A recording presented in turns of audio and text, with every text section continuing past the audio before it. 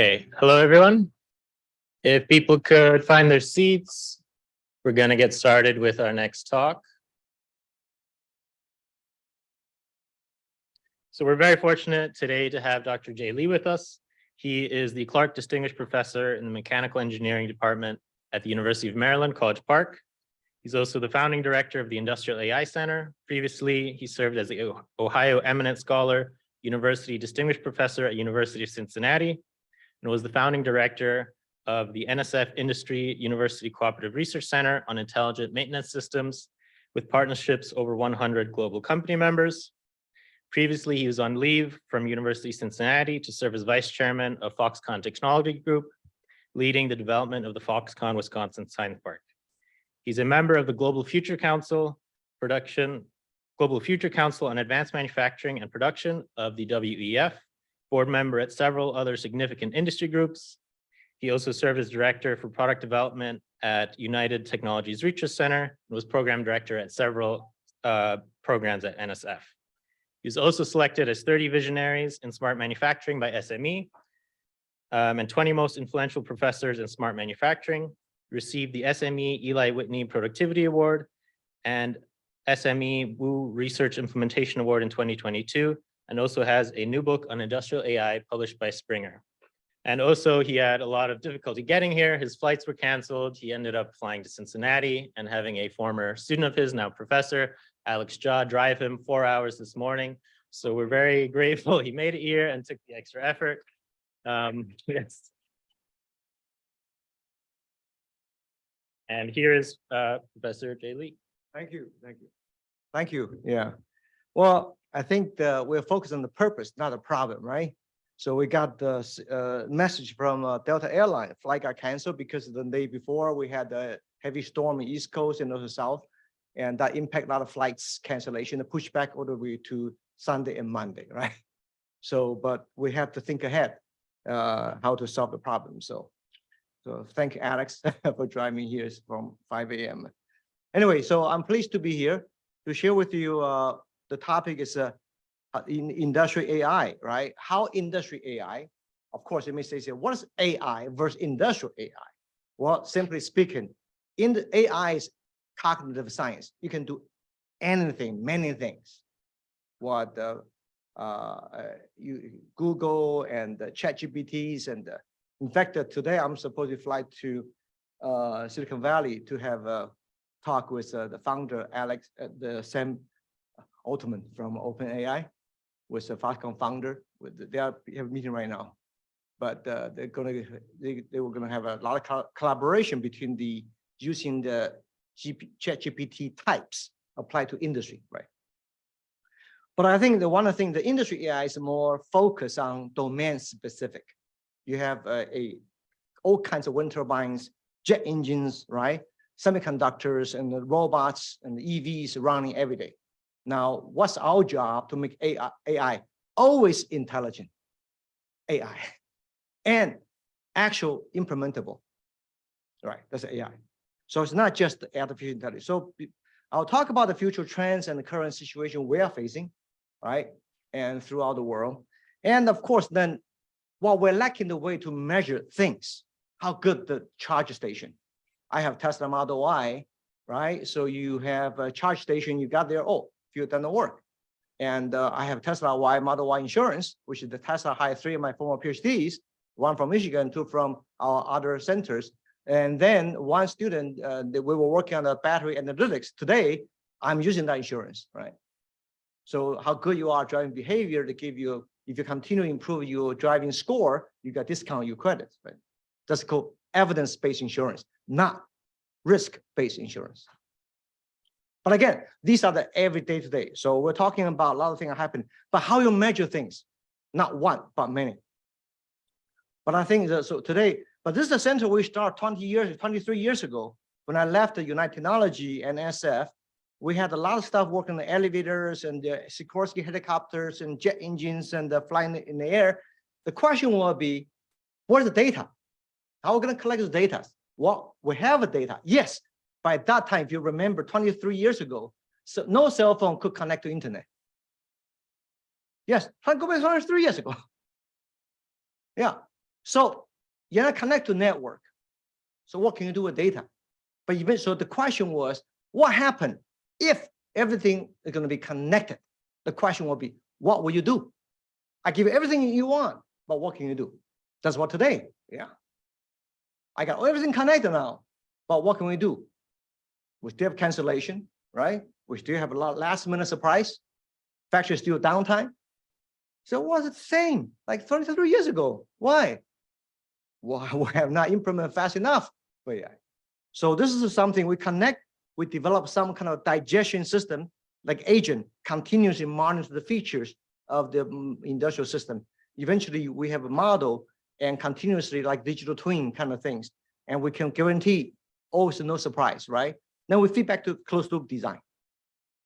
That has been going on for 23 years, right? Even today, there's still high tech, right? So we learned for big lesson. We did one thing for zero code, zero downtime. 23 years ago, no one believed us. I went to FANUC in Auburn Hill. I said that we should make a robot zero downtime. Professor Lee, we did not believe you, right?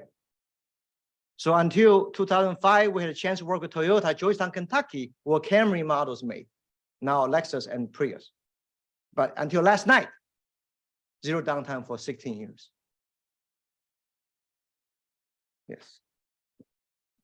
Today, FANUC adopt the name ZDT as their brand name. Google, FANUC ZDT is their product brand name right now. Well, 23 years ago, no, nobody believed you. So with that, the question is, you make one machine zero downtime, how about thousands? Toyota has 4,000 robots. We got 43,000 engines, 737 flying, right? So therefore the question will be how we do a large scale, complex industrial system, right? That's what it is. Well, I think the next decades, we'll see more and more is a connected system will give us a huge data resources. But the model we have in the domain side is not good enough. We gotta have using a between model and invisible data. Model is visible, right? You model the building system, model the robot, you can see robot move, vehicle driving, but how about the behavior? This is invisible. So this invisible data represent relationship between the input and the output of certain kind of things. So you may use surrogate model or meta model to measure those very complicated to measure things, right? So eventually the data-centric system will be the one of the key learning functions of many AI algorithms. So here's what we're talking about. You have a jet engine flying in the air every day. You got a wind turbine, offshore wind turbine, and you got the mountain wind turbine. You have a bulldozer working everywhere, robot working in semiconductor factories, and you got a high-speed train, EVs, and factory automation. That's what it is. Everything is connected, but there's a large number of similar or very similar, different, right? You have the 2,000 robots with different types, but many are similar robots. Many Model Y running, very similar, different drivers, different city, different traffic condition, different weathers, but the battery behaviors changes based on the different locations, drivers. So eventually how you can map those, right? But unfortunately, most of the situations, they work dynamically. The wind, aircraft engines, the wind speed change dynamically, right? You have EV, people drive differently, traffic change. So, but of course, we cannot have all the things. Today, we will highlight the variations. When things vary a lot, what data quality is going to be a big issue, right? Data quality. How do you know data useful? And how do you know data useful, right? And also how we physically use those data.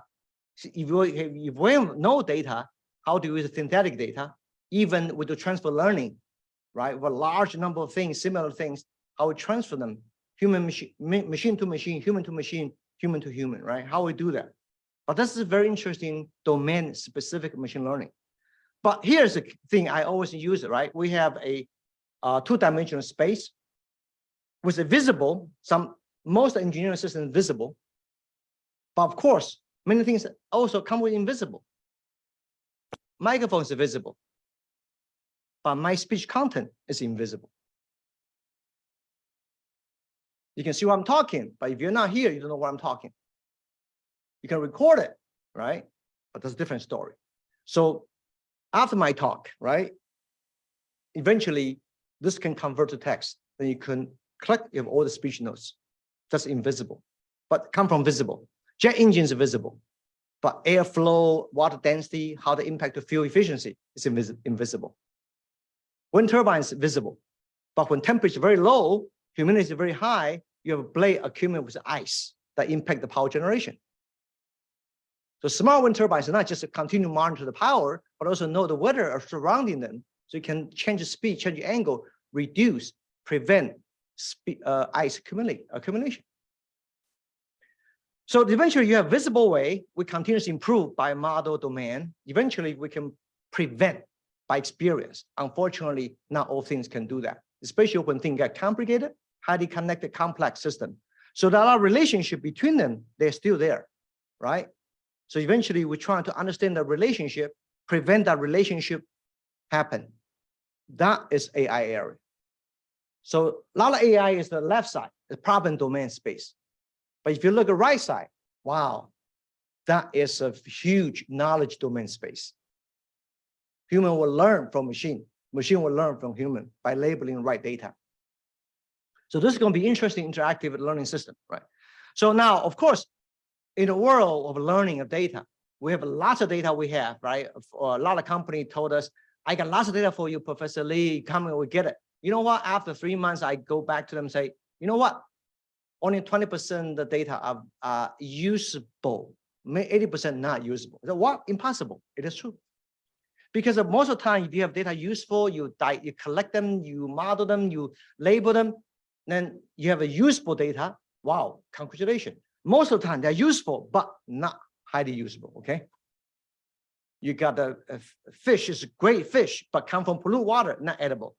You have a blood donor, donate blood, but if a donor has HIV, blood's not usable, right? So we have a lot of data didn't label right, the contextual background's missing, the context.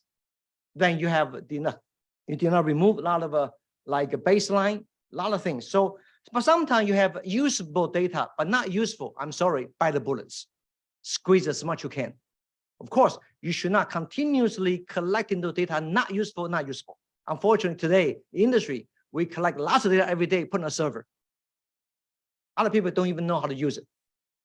But that is a fact today. So eventually, for many systems, we don't have a way to measure, right? So we call meta model or surrogate model, which is a response surface approximation for the input and measure the output for the very complicated to measure things. Like when you have thousands of wind turbines, 40,000 of engines, right? How to measure? Individually? Impossible. Just a sensor cost alone going to drive you crazy, right? So eventually, ideally, we have a baseline model. We model the response surface. Eventually, we collect all the good data. We model a perfect golden template, like semiconductor. One semiconductor machine, we model it, wafers perfectly okay. We model it. But in a real world, the targeted machine, similar machine out anywhere, they could have local problems, which means in the real world, you may not need all the data you need. You just need localized data. That you need a high quality local data, but very complicated to get. Right? Doctor, do health exam. Okay, oh, you have something here. Let me do MRI, do X-ray. Oh, they look at the blood. You may have something wrong. Okay, so you don't have to do everything. Just focus on that area, right? Next time, 3 months later, focus again. Yes. So localize the problems rather to continuously do everything, which is going to be a huge investment for anybody. So again, this is very important for variability and uncertainty, but you have to have good domain knowledge about what you're dealing with. Now, we're talking about metrology system now, the new term, right? Metrology is not a new term, it's an old term. But when you say metrology, normally come from a laboratory and a offline, right? Special environment, like measure things, like clinics. Go to a small clean lab, doing a very clean in the clean room kind of things, right? The semiconductor, same thing. But so therefore, it's most are instrumentation based, physics based. But today, when you have everything running everywhere, there's no way you bring them offline. No way, right? You gotta have how to measure things. So intelligent metrology system going to be data-centric, based on the model or physics-based knowledge, but data going to become a driver. Right. So eventually you can do anywhere, remote, virtual, digital, right? That's what it is. So today, I think more and more with what's happening, intelligent metrology system is going to change. Now, therefore, so why industrial AI plays such a role, how you can harvest that kind of a potential growth, eventually enable you with the capabilities the industry need more next decades. So this is a chart we made for other things, right? You have jet engines, and robots, and wafers, and the battery EVs, even ICU, right? But there's a sensor stream coming from a system process, but also history data come from knowledge base, also expert, also model. But eventually, you want to make sure data stream can be correlated with some kind of prior knowledge and label them. Eventually, you have some tool understand how to select those useful data features. Eventually, you combine with a human subject matter expert, eventually to change that, right? So it's not about 100% just data-driven. It's a combined with a sensor, history, controllers, or environments and subject matter expert. But again, this is such a system going to be very interesting. But so this is chart, Professor Alex Jia, right? And so we've been talking about industrial AI. So one of the things we call the 3D, right? Data science, well, you have MIDAS, right? Michigan Institute of Data Science. But domain, it depends on what you're dealing with. You go to General Motors, right? They're building EVs, right? You have semiconductors, fabs, and you have a wind turbine. So domain, everything. But we have a field called Prognostic Health Management, PHM. It's a field about 20 years old, but the field has more using a predictive system to deal with uncertainties, PHM. So the middle one is co-discipline. Today, if I give a one AI tool, same data sets to two engineers, well, you guys can try. Same data set, two engineers, one algorithm, right? You have two different results. Why? Because each person select different features based on domain, right? You have the same fish, two Michelin chefs, same kitchen, two different tastes. Why? Because I decide what salt I want to put it. Same thing, cooking the same way. So eventually discipline is where you have to follow the right way, right? So that's it's missing today. I got a jet engine flying air. I cannot have one person super scientific right, but then something didn't work. I mean, some engineering system you can change, right? Like clear, go to airport, clear. Oh, doesn't work. Okay, put fingerprints. Some backup. Oh, still doesn't work. Okay, human being come here, help you, but not in the air engine. So eventually with AI, it's a cognitive science. It can do many, many things, unlimited potentials, but try and error most of the time. But industrial AI, systematic discipline. You do it, I do it, result is the same. If I cannot achieve that, there's no way I can train industrial AI engineers. No way. No way. If there's a crack in the bearing, it's a crack. Okay? You can tell me, oh, maybe. In other words, maybe likelihood. No, there's a crack. So eventually we're talking about the AI, the all kind of algorithm you have learned. You've been talking about the support vector machine, the deep learning, but it doesn't matter what you're talking about. All the tools you have to learn, right? But how do you learn everything? Impossible, right? So therefore, some tools, they are similar. You learn, you quick from problem. And we teach engineers that way, right? We have data foundry of over 100 data sets. We teach engineers all the basic stuff. Then eventually you develop a new stuff, right? This is what it is. So all the algorithms you have to learn, but problems you compare, sometimes you have domain knowledge, sometimes you don't have domain knowledge, right? With the good domain knowledge, you may use a logistic regression to measure things have a degradation. If you don't know domain knowledge, a lot of engineers using just a random forest, right? Typical computer science method, right? But if you have domain knowledge, oh, it's okay. I know exactly what the bad example, baseline, ground truths are. I will do it. So again, so we're not training a domain engineer to learn AI because they're going to become industrial AI. If I train AI to be a domain engineer, it's very difficult because they have different interests. I got an engineer Last 2 weeks ago, some computer science engineer and domain engineer graduated JP Morgan, $20,000. Right? And double E engineers go to the Intel factory fabs, okay, $100-some thousand. So eventually, domain engineers, many people changed. Many people changed. But now we have to start rethink. We want to bring semiconductor back homeland. How are we going to bring more AI engineer in a fab, right? So Intel can harvest the talents. So, but there's a speed, precision, complexity, uncertainty. All things going to challenge us. I want it very fast. I want it precise. I'm sorry, no free lunch. Right? No free lunch. I got lots of stuff going on as a collective intelligence. I don't have a model. What are you going to do? Well, peer-to-peer, cluster-based, similarity-based. So many things. So eventually, we'll talk about let me give some examples, right? So when we're talking about a lot of large scales, like wind turbine, for example, I got lots of wind turbine running offshore, right? And we have instead of monitor every wind turbine, which we did successfully, work with Enreal from Colorado. And so we have a 39 wind turbine, 49 wind turbine, 100 wind turbines. How 5 megawatt? Now we're talking about even higher. How am I going to do it? So like a professor would teach students, right? If I have 150 students in the classroom, how do I know which one's good? After 3 lectures, I give a 3 quiz. Immediately, I know bottom 10%, I know top 10%. Am I correct? Yes. From the problem, I know which subject, which is better, which subject is not good. So I can rank students, rank wind turbine based on the high performance and low performance.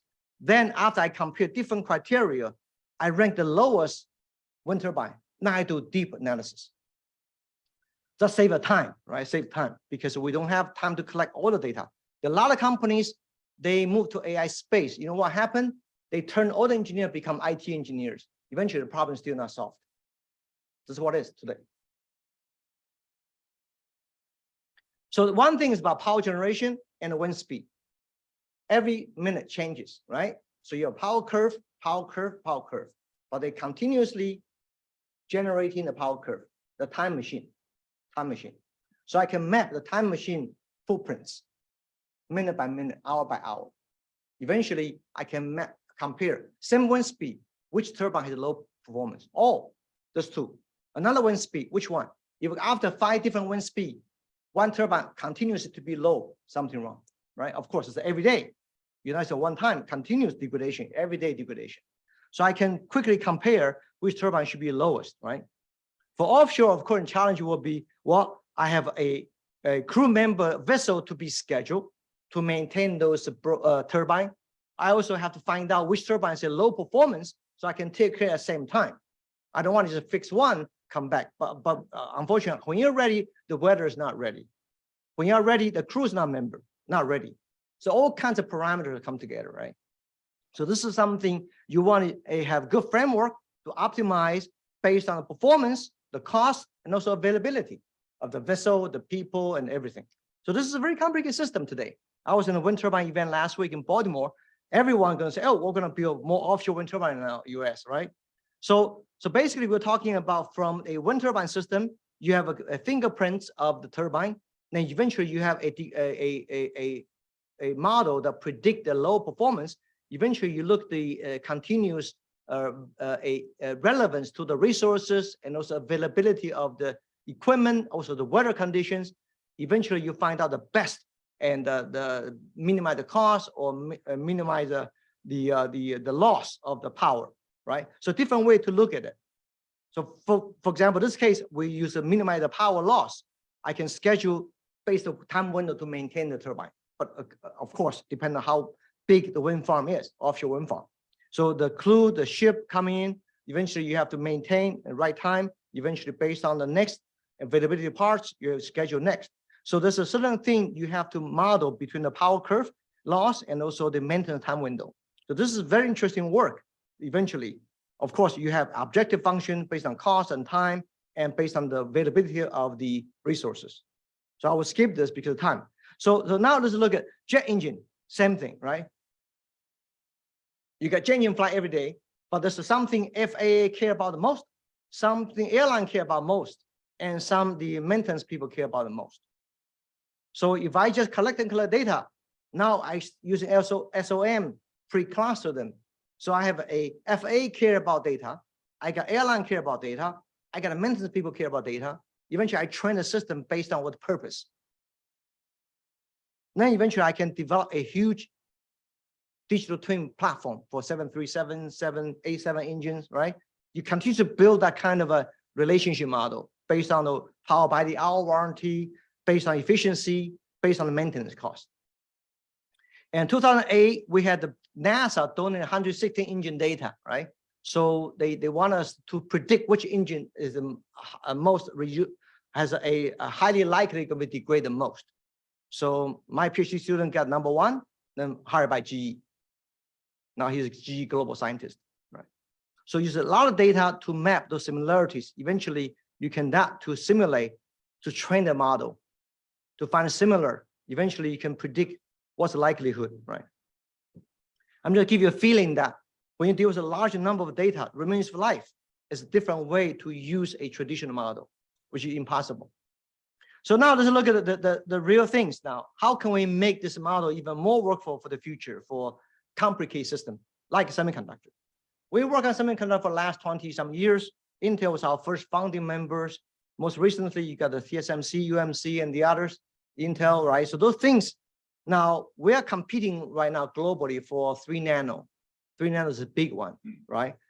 3 nano fab is about over $20 billion each, right? And you have a like a 22 nano, and in the 65 nano, those the 12-inch wafer, normally $2 billion to $4 billion, right? So today, 3 nano led by TSMC and Samsung. US has no 3 nano fab. Of course, you heard news, and TSMC is supposed to build one in Phoenix, but that's a 4 nano right now. It's supposed to be fine. Now move to 4, but another one take a few years to build, right? So, but if you look at the competition, because these things, right? Most are these things, your 5G chips, your GPUs, NVIDIA GPUs, those things drive the thermal management, the efficiency. So the space, very tight. Vehicle, you don't need a 3 nano, right? 65 nano, even 90 nano, some sensors. So eventually we're talking about 3 nano process, but today we have a lot of workforce in we have the 75% of fabs in Asia, 90-some% of the packages in Asia, 85% designs in US. So we need more fab engineers in AI, right? Why? Because Intel trying to build one in Columbus, that's not good enough because we need more, and suppliers also come together. That's a big thing. So one thing is about the 3 nano is that we have to measure the yield of a wafer. Yield still is too low. So when the yield too low, the chip profit is low. Therefore, it's very expensive. Traditionally, is a PCA, principal component analysis. And now it's DOE design experiments. Those sounds statistically sound, but try and error, right? So one thing we have to do, you have a target machine. We measure, like we said, response surface approximation. We have a base machine, target machine. How we can look the process variation to predict likelihood calibration. So we can do one thing. There are a lot of sensors, over 100 sensors, 90 sensors, 190 sensors. Then how are you going to measure things when you have a large number of variables, 2,000 measurement channels, right? So again, this is a new method, how we handle such a complicated system. Today, people work extremely hard to build that design experiments. And many engineers in US, they don't want to work so long hours. But even that is not very competitive. So, but again, in this case, we have to use a surrogate model, right? A response surface approximation between the machine model and based on the output metrology model. So the two models have to integrate together. So that represent a good approximation. You can predict likelihood. It's very hard to measure, right? A lot of variations from fab to fab. So eventually, this is the whole thing that we have machine coming in, you have machine response, you can predict, then you have a wafer response. Two models together, you can link. That reduce the DOE from sometimes days to hours. Right? That's what we're talking about, not try and error. So again, this is the whole thing because time I said, well, what's the outcome? Outcome will be you have a machine wafer, we have DOE method, try and error.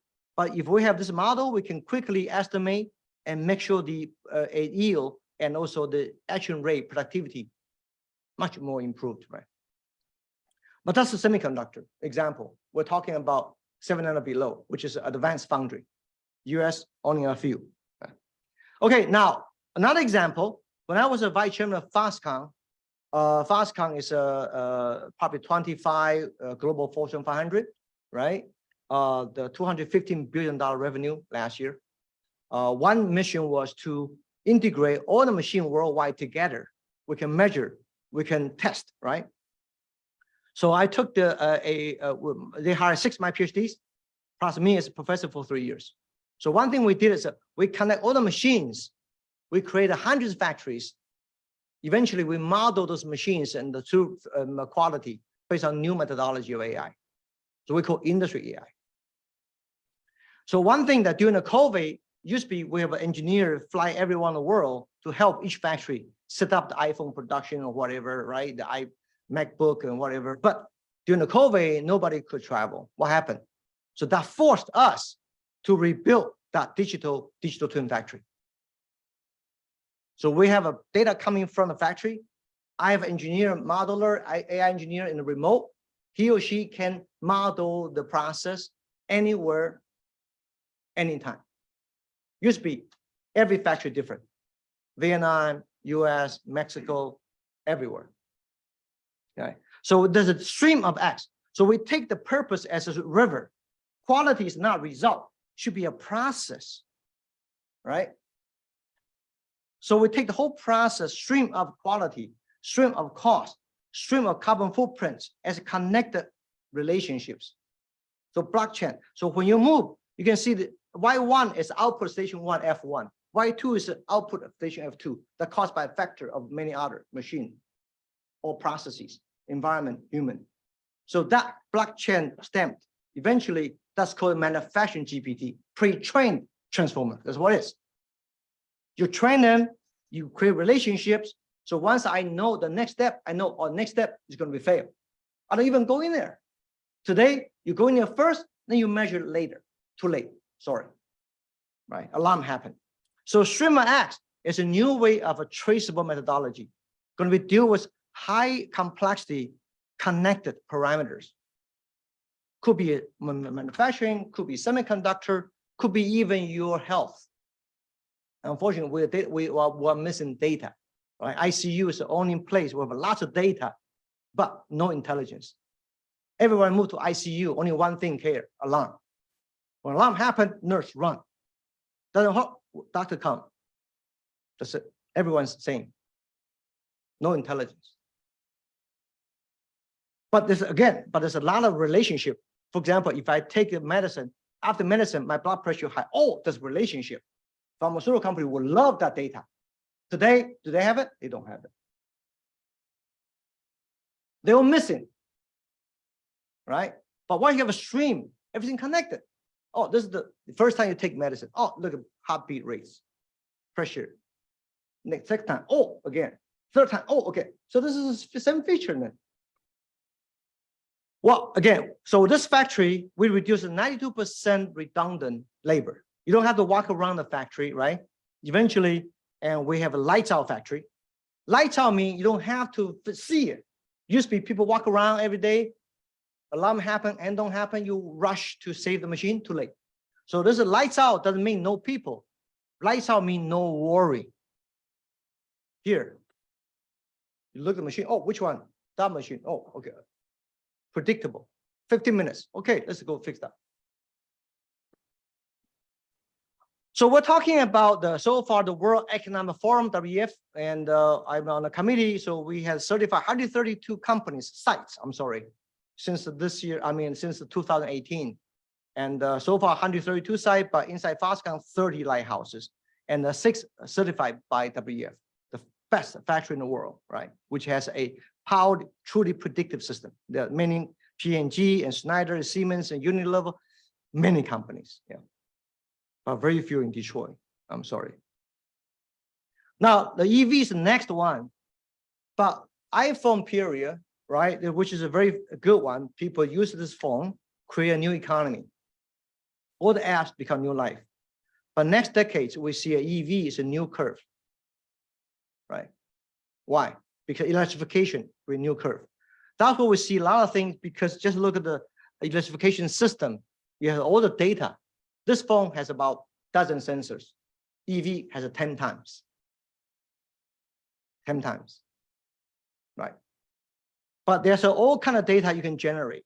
Like battery, you have a charging, decharging, and of course you have some unused capacity. You also have a degraded capacities. I can know it, right? So Tesla has 4,000 cells. Now, when you drive the behavior, I know your charging condition. So eventually we did a survey about all the people have done this kind of work over years. And we found out a lot of similar things people do.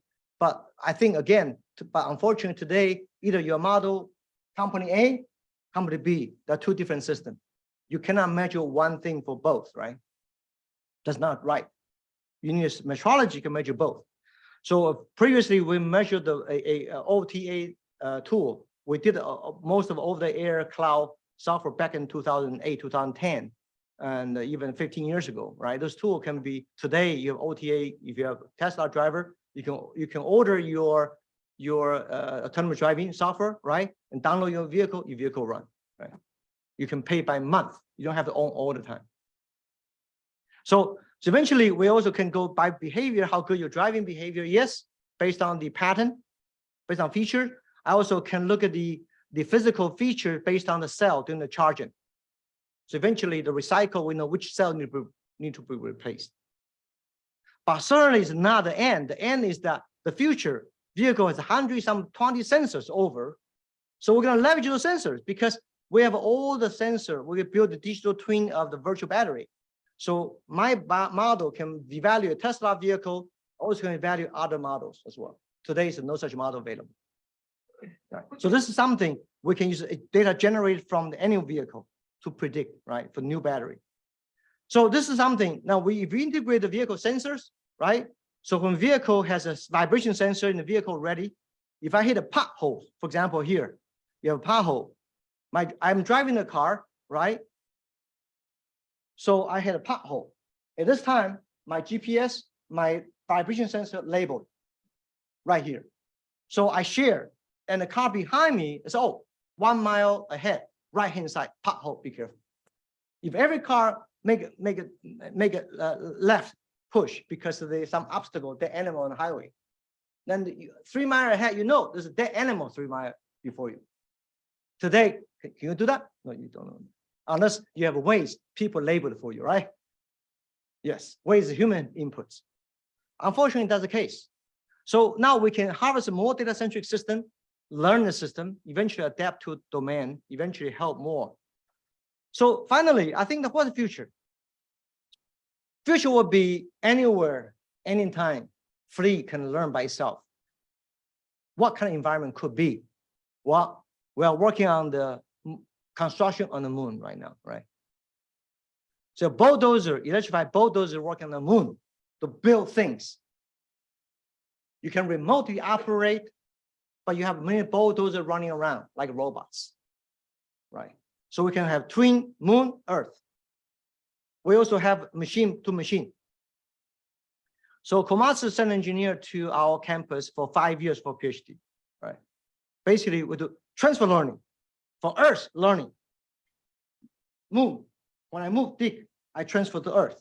Eventually, I can do model training very quick, right? And also a domain adaptation, the soil different types.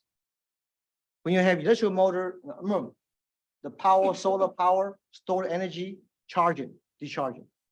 What is a behavior like? How many cycles I can do? When should I go back to recharging? When I go back to change battery, etc., etc. So all the domain adaptation had to be well understood, right? Because it's not pre-modeled.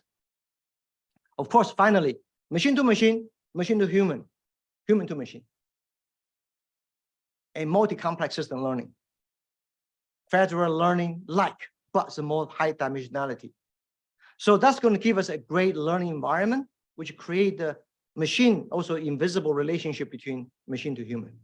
Like I'm an expert, I know how to adjust machine. You're not expert, you don't know how to adjust. Because I adjust the machine already, so next guy can adjust. I mean, oh, you should change to 5% better because another expert did a very good result. You should try that. Oh, okay, I'm sorry. But today in production, nobody tell you that.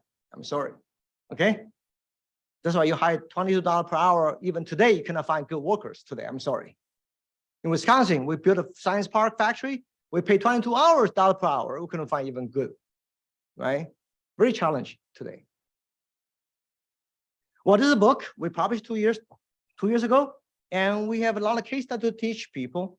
And but that's for graduate student, unfortunately.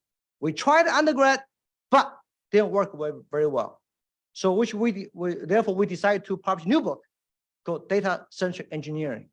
We're going to do it in sophomore year 2, right?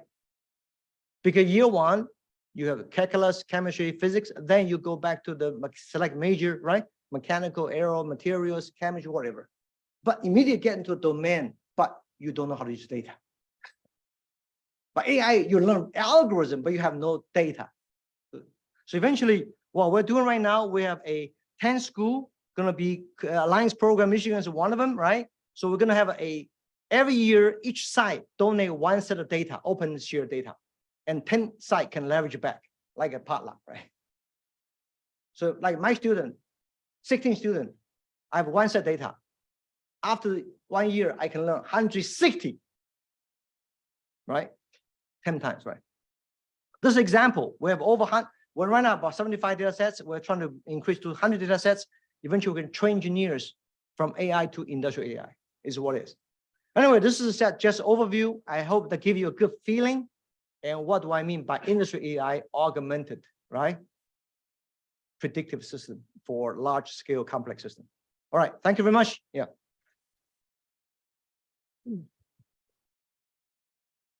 Thank you, Dr. Lee. Because we began a little bit late after the break, I think we still have a couple of minutes for 1 or 2 questions. Does anybody have a question?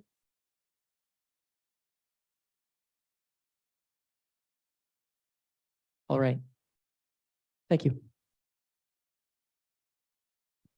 No question? I actually have a personal question good. myself that I was considering during the talk. You mentioned the fleets that could detect potholes in the road and inform other cars about it. And I was wondering what the security implications are for a fleet of cars like that, taking data from the real world and using it to dictate the direction that other vehicles are driving. It's not a sanitized data zone like the factory floor might be. So how do you think about those things? This is always about the 3 levels: data security, network security, and cyber security, right?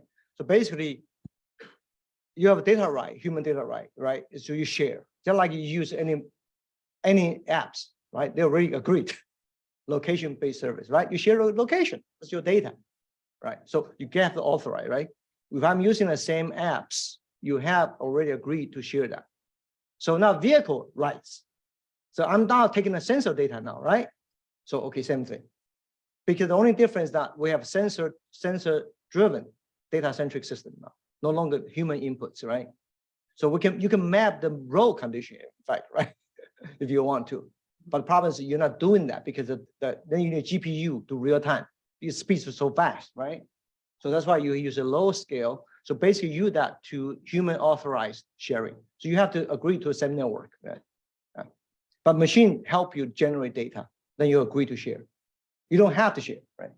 But if, for example, we are doing this like a road condition scanning, so EV can map the entire city's map. So the mayor can know where should be the street I do repair first. Beautiful. Today, I repair entire road regardless. Mm-hmm. Thank you. I really appreciate that. Yeah. Hi, thank you for your talk.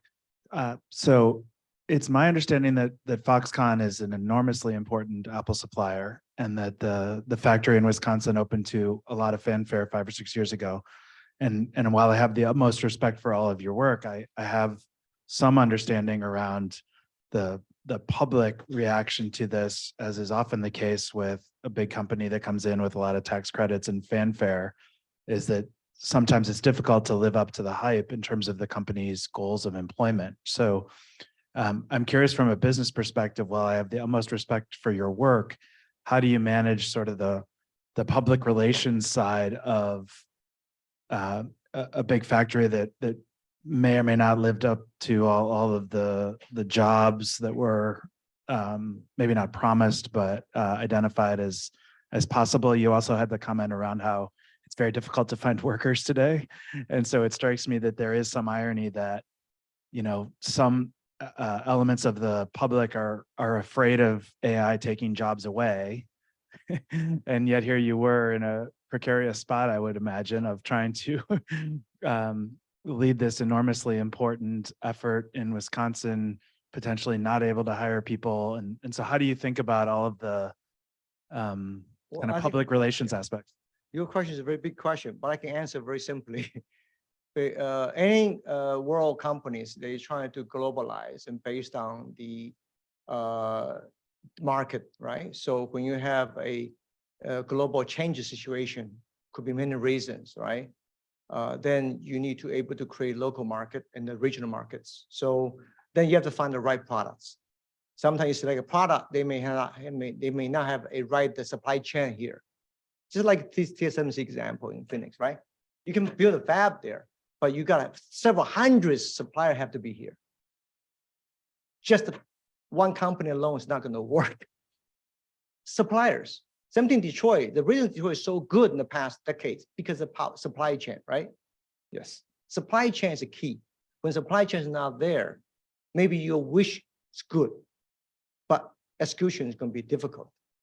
So eventually there has to be come back to the real baseline, that what can we do to make something truly for made something, right? For the high tech and has good products that we really needed and differentiate from the current market in certain state. If you're in state X, Y, Z, then you make things different than what they're making, right? But still have a good workforce in the kind of elevation to elevate the workforce skill, not just traditional work, right? So that factor give a good incentive, good thinking, I would say, for any decision makers, right? You want to made in USA, meantime you want to have a good workforce, right? You also want to have good jobs that have a high living, high pay living, right? Good supply chain. So government also need to play good role to help bring supply chain here as well. So again, you asked a very big question, but execution is the key, yeah, but not just by one company alone, yeah. We can talk offline if you are interested to learn more, yes. Yeah.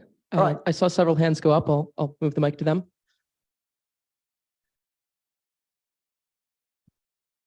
So something I think is really interesting that was previously brought up in another talk was about the openness of data. So obviously you're talking about Tesla building all these big models where they are recording all of this data. I know in Ann Arbor, I think it's Toyota are running tests with autonomous vehicles. And you speak about these fleets. Now, obviously, these two companies are rivals and they're not going to be sharing their models and their knowledge between each other. So I just wondered if you could talk a bit about how like the economics of each company, like driving their product is going to affect this. I think that data sharing always a very big issue because we often look at the problem space. I often say that the 3P, problems, process, and purpose. We have to understand what's the purpose of sharing data, right? Yes. For example, I'm a manufacturing company. I'm making the manufacturing parts. The quality is the productivity, low carbon footprint. They are the fundamental purpose, right? I will make money. I also make minimum impact to the environment, right? I also make my customer happy. That's all three things. So to do that, the customer said, I'm not going to involve your data collection. It's not my job. I just want my product high quality, right? Yes. So rather look at the problem. If you say, oh, I work so hard to solve my problem, then I give you a good product. Customers don't care, right? So don't focus on problems. Focus on what customer care, right? Society care. So you make the relationship transparent, but the physical data may not be transparent. Look, I made how many parts? Look, energy dropped. So, right? I make 10,000 parts, energy this. Make 100,000 parts, only in the loss a little bit. Wow. you have good management, right? So which means you have a good system to manage that, but you're not sharing all the secret data, right? So there's a way to share relationship-based value rather than physical data value, which is more protective. Yes. But again, purpose. So I will work in supply chain to make that happen, so that not just show my company have a great a carbon footprint, I show entire supply chain can make that as well, right? So that gives society even more better, right? Responsibility, something like a purpose, right? Thank you. So would you say that in like a field like pretty guarded secret more like sensitive field like semiconductor metrology, is data more important or is the model more important? Like are these like which of these secret ingredients more important for success? And a follow-up question is, given that you know, as soon as you have a state-of-the-art metrology, AI data-centric metrology platform, that becomes like maybe a trade secret of a company. How do you how should we integrate this with our university, like our role as an academic? You know, how do we integrate this into our academic? Like, how can we reveal? Well, I think generally speaking, you have different level of the issues. You have a worker issue, you have a manufacturing asset issue, right? You have your process recipe, you know, kind of called the model. The model means how to do it, right? That you look at the fish. Oh, this is all the ingredient. Yeah, but how to cook the fish? I don't know. But that's what the model, knowledge model, right? So then you have a eventually the value model, which means even you have great stuff. So what that means to your shareholder, stakeholder, or your customers, right? So what we do like a data sharing based on the 4 levels. Level 1, so practice, there's a principle based.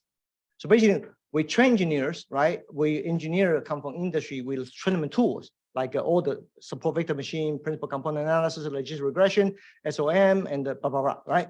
They can learn by themselves, reading materials. You know, you learn from different AI. Second thing, I give a data set to you, train you. These are my data. So practice oriented. You do my job. I know how many people have done it before. So you did this, okay, you are only 10% percentile. Oh, you're 95% percentile, because I know what people have done in the past, right?